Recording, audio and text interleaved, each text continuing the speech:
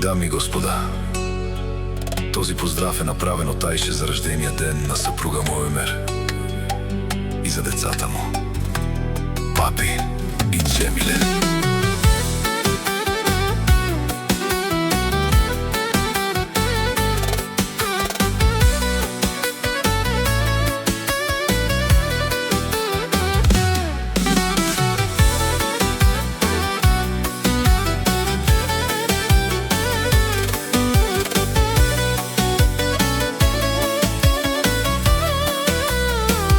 За Емер чувам да говорите.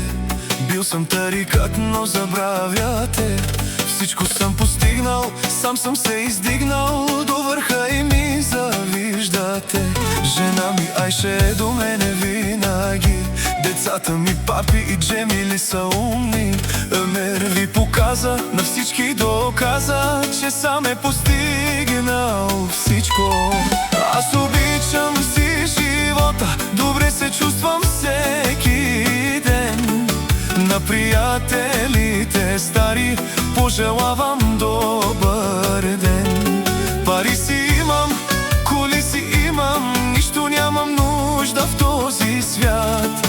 Имам жена, къща, палат и най-красивите деца.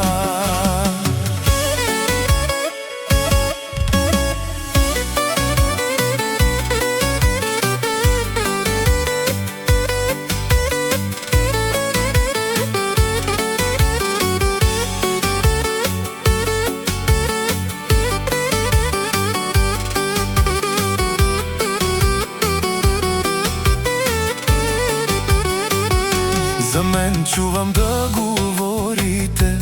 Бил съм тарикат, но забравихте.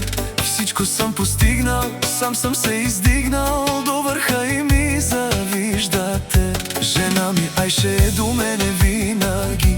Децата ми са умни и добри. Емер ви показа, на всички доказа, че пари отиват при Емер. Емер обича си живота, добре се чувства всеки ден. На приятелите стари пожелавам добър ден. Пари си имам, коли си имам, от нищо нямам нужда в този свят. Имам жена, къща, палат и най-красивите деца.